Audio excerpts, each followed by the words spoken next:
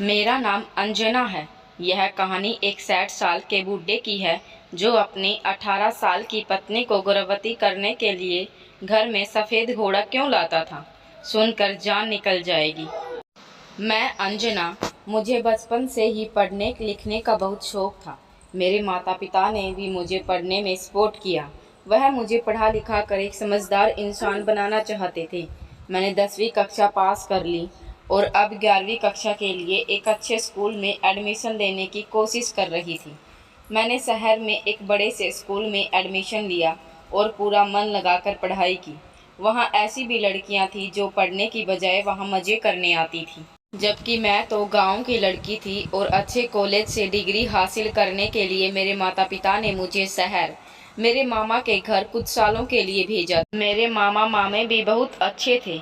मैं एक दिन पढ़ने में खोई हुई थी। मेरे कंधे पर बिंदिया हाथ मार कर कहने लगी, क्या यार तुम भी सारा दिन किताबों में खोई रहती हो। कभी किताबों की दुनिया से बाहर निकलकर तो देखो। दुनिया की कितनी हसीन और खूबसूरत है। हाय यह जवानी की रंगीनियाँ। वह बड़े प्यारे शब्दों से मुस्कुराते हुए कहने लगी। बिंदिया मेरे मामा की इकलौती और लाडली बेटी थी, जो मेरी दोस्त और कज़न भी थी। मैंने कहा, नहीं यार, तुम नहीं जानती मेरे लिए पढ़ लिख कर कुछ बनना कितना ज़रूरी है। मेरे मम्मी पापा को मुझसे बहुत सी उम्मीदें हैं। क्या यार, अब तुम भी अपने मम्मी पापा की तरह लेक्चर देने लगी हो। यह पढ़ाई तो मेरे बस की है नहीं और ना ही मुझे पढ़ने का शौक़। यह तो ज़बरदस्ती मैंने मम्मी पापा के कहने से कॉलेज में एडमिशन ले लिया। वह यह कहते हुए मोबाइल चलाते हुए बिस्तर पर लेट गई। इतनी ही देर में मामी कमरे में आ गई और कहने लगी कि अरे अभी तक तुम जाग रही हो, सो जाओ वरना कल कॉलेज के लिए लेट हो जाओगी। वह दूध के गिलास हम दोनों के लिए टेबल पर रख कर चली गई। दूध पीकर हम दोनों भी सो गए। आधी रात को मुझे जाग आई। मुझे कुछ आवाज़ें आ रही थी। मैंने आंखें खोल कर देखा तो बिंदिया किसी से फ़ोन पर बातें कर रही थी। मैंने सोचा कि उसके किसी दोस्त का फ़ोन आया होगा और मैं करवट लेकर दोबारा सो गई। बचपन की जासूसी की आदत से मजबूर मैं सोने का नाटक करके बिंदिया की बातें सुनने लगी। बिंदिया कहने लगी कि जान, तुम कब फिर से आओगी और हम दोनों शॉपिंग करने चलेंगे। मुझे यह बातें सुनकर झटका लगा, क्योंकि यह तो कोई लड़का था। मैं घबराने लगी। मुझे तो पता था कि बिंदिया थोड़ी चुलबुली और नटखट लड़की है, लेकिन वह किसी लड़के से रात को बातें क्यों करती है। जब हम सुबह सुबह तैयार होकर मामा की गाड़ी में कॉलेज के लिए रवाना हुए, मुझे रात से बेचैनी थी कि बिंदिया आखिर ऐसा क्यों कर रही है, वह भी मामा मामी की पीठ पीछे। आज तो मैंने ठान लिया कि मैं बिंदिया से पूछ कर रहूँगी। बिंदिया मुझसे 1 साल छोटी थी। मैं बीए सेकेंड ईयर में थी, वह बीए फर्स्ट ईयर में। मैं कैंटीन में बैठे बैठे यही सोच रही थी कि वहाँ बिंदिया आ गई। बिंदिया की आहट से मैं एकदम घबरा गई। बिंदिया ने कहा, क्या हुआ, डर क्यों रही हो? मैं कोई भूत थोड़ी हूँ। अच्छा सुनो अंजना, आज तुम अकेले ही घर चली जाना, मुझे थोड़ा काम है। तुम मम्मी को कह देना कि मैं शाम तक घर वापस आ जाऊंगी। इतना कहते ही वह वहाँ से चली गई। मैं कहती रही, सुनो बिंदिया, सुनो तो, लेकिन उसने मेरी एक ना सुनी और वह चली गई। एक बार तो मैंने सोचा कि मैं मामी को बता दूं कि बिंदिया किसी लड़के को पसंद करती है, लेकिन फिर मैंने सोचा कि पहले मैं बिंदिया से ही बात करूं, कहीं मैं उसे फिजूल में बदनाम ना कर दूं। मैंने घर पहुंचकर मामी से कहा कि आज बिंदिया थोड़ी लेट घर आएगी, उसे अपनी दोस्त के घर थोड़ा सा काम था। इसके बाद मैं खाना खाकर अपने कमरे में चली गई। शाम के 5 बज चुके थे, लेकिन बिंदिया अभी तक घर नहीं पहुंची। मुझे उसकी चिंता होने लगी। इतनी ही देर में बिंदिया की आवाज़ आई, यार आज तो मैं बहुत थक गई हूँ। मैंने उससे कहा कि तुम कहाँ से आ रही हो? फिर वह कहने लगी, यार तुम फिर से मेरी मम्मी मत बनो। मैं अपने किसी दोस्त के साथ शॉपिंग करने गई थी। मैंने पूछा कि शॉपिंग तुम किसी लड़के के साथ गई थी या लड़की के साथ? वह ज़ोर से हंस पड़ी और कहने लगी, अच्छा तो तुम रात को छुपकर मेरी और जीत की बातें सुन रही थी। मैंने कहा कि यह जीत कौन है? क्या मामा और मामी जीत को जानते हैं? तो उसने कहा कि अभी तक तो नहीं जानते, लेकिन आगे जान जाएंगे। मैंने कहा, क्या मतलब जान जाएंगे?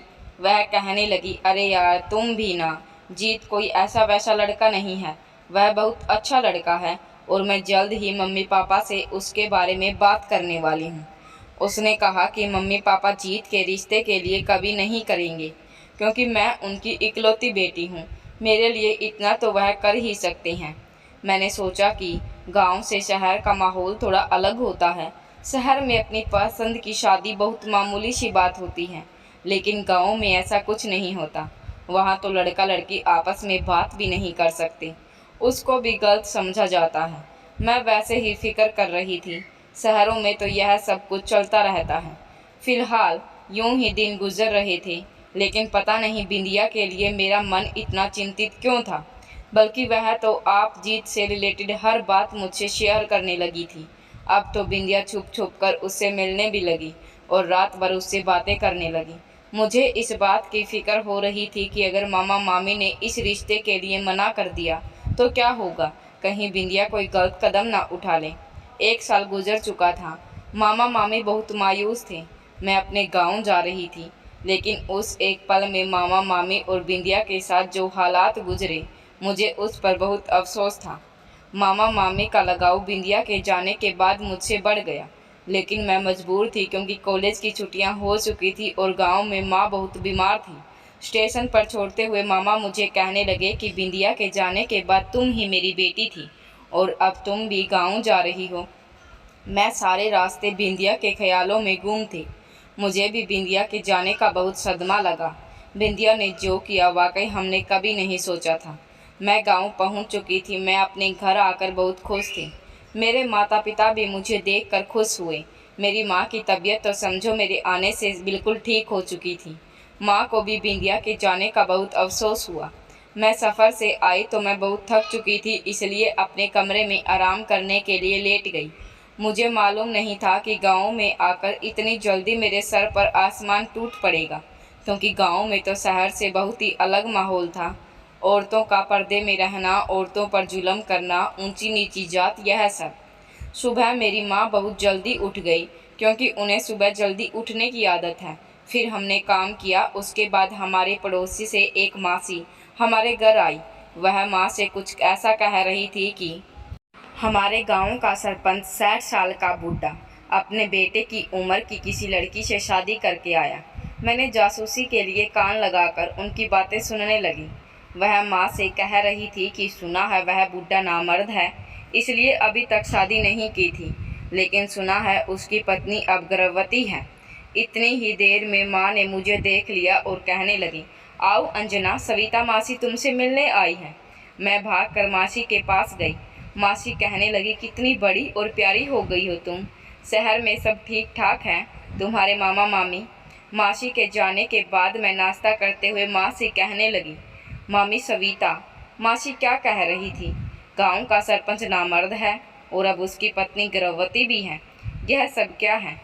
माँ कहने लगी कि तुम आते ही जासूसी करने लगी। खबरदार, अगर इस बारे में तुमने जासूसी की तो कुछ दिनों के लिए आई हो तो अपने काम से काम रखो। इसके बाद अब खाना खाकर मैं खेतों में टहलने के लिए निकल गई। वहाँ पर कुछ औरतें कुएं से पानी भर रही थीं। वह भी सविता मासी वाली ही बात कर रही थी। मैंने फिर से कान लगाए और जांच पड़ताल शुरू कर दी। वह आपस में कह रही थी कि गांव का सरपंच जो बूढ़ा हो चुका है, वह एक 18 साल की लड़की को शादी करके लाया। सारी उम्र तो वह जवानी में नामर्द कहलाया और अब उसे बुढ़ापे में जवानी सूझ रही है। जो इतनी कम उम्र की लड़की को शादी करके ले आया और वह भी लड़की गर्भवती भी हो गई। भगवान जाने इन अमीर और बड़े लोगों के बारे में। हम लोगों की क्या मजाल जो उनके मामलात में दखल अंदाजी करे। वह तो फिर भी सरपंच ठहरा। यह सब सुनकर मेरे अंदर जासूसी का भूत जाग गया। मैं सोचने लगी कि अब तो इसके पीछे छुपे राज को जरूर पता लगा कर रहूंगी। मैं इस बात को सोचते सोचते कमरे में टहल रही थी और सोच रही थी कि चलो मान लिया उस लड़की ने पैसों के लालच में आकर उस बुड्ढे के साथ शादी कर ली, लेकिन वह लड़की गर्भवती कैसे हो गई? क्योंकि मैंने तो बचपन से यही सुना था कि वह बुड्ढा नामर्द है, इसलिए उसने अभी तक शादी नहीं की थी। गांव में हर तरफ सरपंच की शादी के चर्चे थे। मैंने इस बारे में माँ से फिर से दोबारा से पूछना चाहा, लेकिन जब मैंने माँ के सामने इस बारे में बात चलाई तो माँ ने मुझसे गुस्से से कहा, मैंने कहा था ना इन मामलों से दूर रहो। मैंने कहा, बस माँ, मैं वैसे ही पूछ रही हूँ, आप गुस्सा ना करें। उसके बाद मैं खाना खाकर अपने कमरे में सो गई। सुबह तो मैं सविता मासी फिर से हमारे घर आई हुई थी, उसी की बातें कर रही थी। अब मेरा शक यकीन में बदल गया, क्योंकि वह कह रही थी कि वह बूढ़ा बहुत सख्त दिल का इंसान है। उसने अपनी पत्नी को जानवरों के तबेले में रखा है। मम्मी ने मासी से पूछा कि तुम्हें कैसे पता चला, तो मासी ने कहा कि चमेली है ना, वह सरपंच के यहाँ काम करती हैं, उसी ने मुझे बताया। अब मैंने सोच लिया था कि मैं अब चमेली से जाकर बात करूँगी। अब मैंने ठान लिया कि मैं उस लड़की की मदद ज़रूर करके रहूँगी, क्योंकि वह किसी मुसीबत में है। भला इस तरह कौन अपने बीवी को जानवरों में रखता है। वह बूढ़ा सरपंच बहुत खड़ूस है, तो क्या मतलब वह औरतों पर जुल्म करेगा। मैं ऐसा नहीं होने दूंगी। मैं अगले दिन माँ से छुपकर पहले सविता मासी के घर गई और उनसे पूछा कि चमेली का घर कौन सा है। मैंने मासी से कहा कि मुझे चमेली का पता इसलिए चाहिए क्योंकि मेरी दोस्त की माँ बहुत बीमार है, उसे किसी काम वाले की ज़रूरत है। तो मासी ने मुझे चमेली का पता दे दिया। मैंने वहाँ जाकर दरवाज़ा खटखटाया तो अंदर से आवाज़ आई, कौन है। मैंने कहा कि मैं आपसे बात करना चाहती हूँ। मैंने पूछा कि क्या मैं अंदर आ सकती हूँ, तो चमेली मुझे अंदर ले गई। वह एक अच्छी औरत लग रही थी। वह लगभग 40 साल से उस हवेली में काम कर रही थी। जब मैंने सरपंच के बारे में पूछना शुरू किया तो उसके चेहरे का रंग उड़ गया। वह सोचने लगी कि मैं सरपंच के बारे में क्यों पूछ रही हूँ। मेरे बार बार पूछने से जब उसने सारी बात डिटेल में बताई तो मेरे कदमों तले से ज़मीन निकल गई। वह कहने लगी कि मैडम जी, एक दिन साहब चोरी छुपे शादी करके घर आ गई। वह लड़की जिसने उनके साथ शादी की थी वह 18 साल की थी। वह हमेशा पर्दे में लिपटी रहती है, लेकिन वह कठोर दिल का बूढ़ा उसे जब से यहाँ लाया था उसने उसे जानवरों के तबेले में रखा है। और तो और वह उस पर बहुत ज़्यादा जुल्म करता है। मेरी हैरत की इंतहा न रही जब उसने बताया कि अपने ख़ानदान को वारिस देने के लिए उस लड़की के साथ हर रात एक नई नस्ल का घोड़ा लाकर सुलाता है। वह तो खुद नामर्द है जो अपने ख़ानदान को वारिस नहीं दे सकता। और आज देख लो, देखते ही देखते वह लड़की गर्भवती भी हो गई। यह सब सुनकर मेरी रूह कांप गई। मैंने कहा कि यह क्या तुम सब कुछ सच कह रही हो। तो वह कहने लगी, हाँ, मैं सब कुछ सच कह रही हूँ।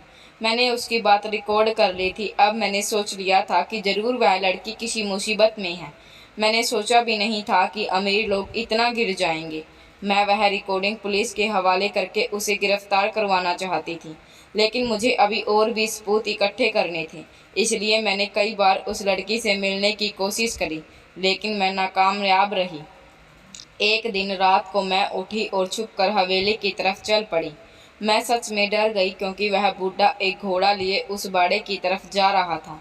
मैं अब रोज़ छुपकर उस बूढ़े की तमाम हरकतें कैमरे में रिकॉर्ड करने लगी। आखिर यहाँ यह सब चल क्या रहा था। मुझे बहुत जल्दी ही इस राज से पर्दा उठाना था।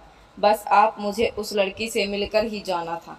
वह कैसे गर्भवती हो गई और हर रात को एक घोड़े के साथ क्या करती है। एक दिन मैं छुपकर हवेली की तरफ चली गई और चमेली की मदद से मैं हवेली के उस बाड़े तक पहुंच गई। उस दिन बूढ़ा सरपंच किसी काम से बाहर गया हुआ था। आज मेरे पास मौका भी था इस रात से पर्दा उठाने का। जब मैंने उस लड़की के कमरे की तरफ कदम बढ़ाए तो वह मेरी आहट सुनकर घबरा गई।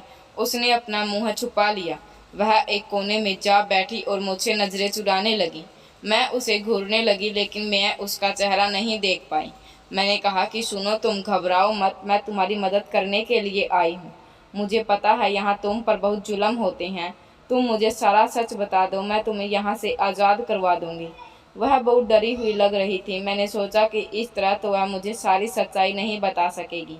मैंने सोचा कि मैं इससे सवाल करके सच्चाई पूछ लूँ। मैंने छुपा कर कैमरा रख दिया और उससे सवाल करने शुरू कर दिए। मैंने पूछा कि क्या उस बूढ़े ने तुम्हारे साथ ज़बरदस्ती शादी की है, तो उसने हाँ में सिर हिलाया। फिर मैंने पूछा कि क्या वह बूढ़ा नामर्द है। उसने हाँ में सिर फिर से हिला दिया। उसके बाद मैंने उससे पूछा कि क्या तुम गर्भवती हो, तो उसने फिर से हाँ में सिर हिला दिया। उसके बाद मैंने पूछा कि क्या तुम्हें गर्भवती करने के लिए हर रात घोड़े लाता है, तो उसने कोई जवाब नहीं दिया। मैंने फिर से वही सवाल किया, लेकिन उसने कोई जवाब नहीं दिया। इसके बाद मैं वह फ़ोन उठाकर पुलिस के पास ले गई। मैंने वहाँ जाकर पुलिस को सारे सबूत दे दिए। अब मुझे उस दिन का इंतज़ार था जब वह बुड्ढा गांव में आए और पुलिस उसे अरेस्ट करे। कुछ ही दिनों में मामा मामी गांव आ गई। वह कहने लगे कि तुम्हारी छुट्टियां भी ख़त्म होने को आई हैं और हम भी अपनी बहन और जीजा से मिल लेंगे। तो हमने सोचा कि हम गांव चलते हैं। हम अंदर बैठे गए, इतनी ही देर में दरवाज़ा खटखटाने की आवाज़ आई और कहा कि सभी गांव वालों को सरपंच ने बुलाया है। यह सुनते ही मैंने पुलिस को बताया कि सरपंच गांव में आ चुका है। हम सब भी और मामा मामी भी सरपंच की हवेली में पहुंच चुके थे। मेरे माता पिता और मेरे मामा मामी जानते थे कि पुलिस के हाथों मैं इस बुड्ढे को गिरफ्तार करवाने वाली हूँ। उस लड़की को आज़ाद करवाने के लिए गांव वाले इकट्ठा हो गए, क्योंकि मैं गांव वालों को इस बुड्ढे की हरकत बता चुकी थी। इतनी ही देर में वहां पुलिस आ पहुंची और पुलिस ने उस बुड्ढे को गिरफ्तार कर लिया। अब उस बुड्ढे को पुलिस ले जाने लगी तो उस लड़की ने कहा कि रुको। मुझे वह आवाज़ कुछ जानी पहचानी सी लगी। जब मैंने पलटकर उस लड़की की तरफ देखा तो मेरे सर पर आसमान टूट पड़ा, क्योंकि वह लड़की कोई और नहीं बल्कि बिंदिया थी। हम सब हैरान रह गए कि बिंदिया यहाँ क्या कर रही है। फिलहाल मैंने पुलिस को कंप्लेंट वापस ले ली और उस बुड्ढे को छुड़वा दिया। बिंदिया का कहना था कि वह खुद गांव वालों को सारी सच्चाई बताएगी। मामा मामी तो बिंदिया को देखकर बहुत खुश हो गई।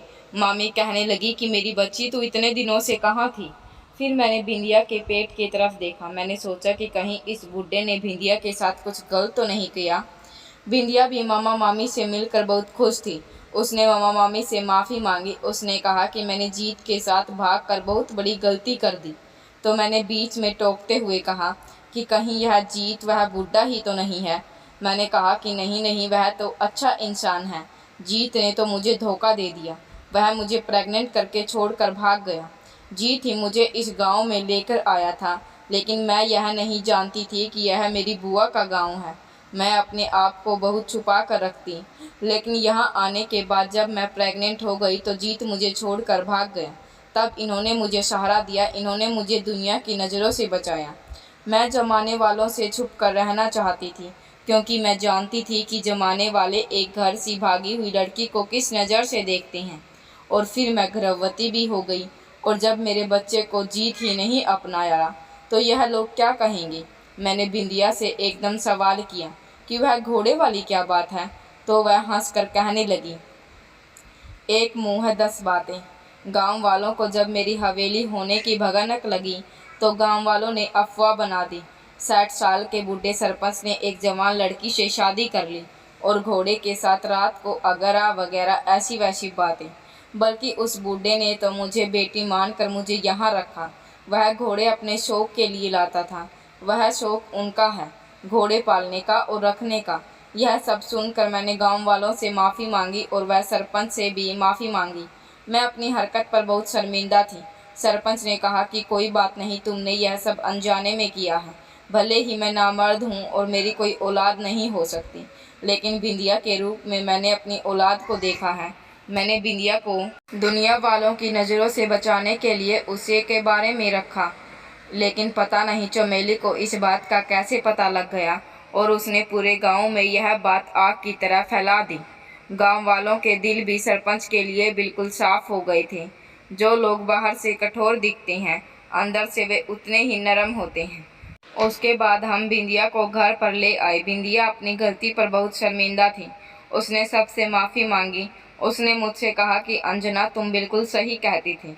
तुम हमेशा मुझे समझाती रहती, लेकिन मैंने तुम्हारी एक ना सुनी। मैं अपनी गलती की सज़ा अब तक भुगत रही हूँ। मैं बस अब इस बच्चे को दुनिया में लाकर इसको अच्छी परवरिश देना चाहती हूँ। मैं इसे तुम्हारा जैसे एक अच्छा इंसान और नेक इंसान बनाना चाहती हूँ। कुछ ही दिनों के बाद बिंदिया की डिलीवरी हो गई और उसने एक लड़की को जन्म दिया। औरतें और बिंदिया ने उस बच्चे का नाम अंजना रखा। बिंदिया ने दूसरी शादी भी नहीं की और अपनी ज़िंदगी उस बच्चे के सहारे गुजारने लगी। मैंने भी अपनी डिग्रियां लेकर ऑस्ट्रेलिया के लिए वीज़ा लगवा लिया। मैं ऑस्ट्रेलिया चली गई और वहाँ एक अच्छी जॉब की। उसके बाद मैं अपने देश आ गई और अपने माँ पापा को भी मैंने शहर में ही शिफ्ट कर लिया। तो दोस्तों, ये थी हमारी आज की कहानी। कैसी लगी आपको आज की कहानी, कमेंट करके हमें ज़रूर बताएं। वीडियो को लाइक कर दीजिए और चैनल को सब्सक्राइब करें।